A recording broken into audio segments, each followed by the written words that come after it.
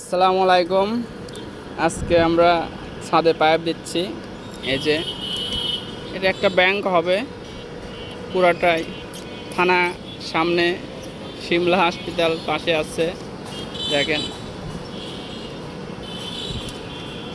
এটা 5 তলা বিল্ডিং, পুরাটাই ব্যাংক অফিস হবে।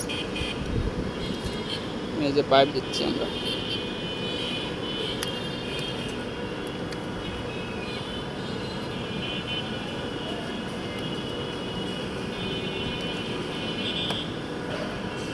তাকাও একটু। এই যে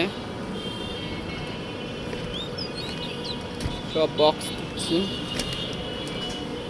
এটা লিফটের ট্যাক্স।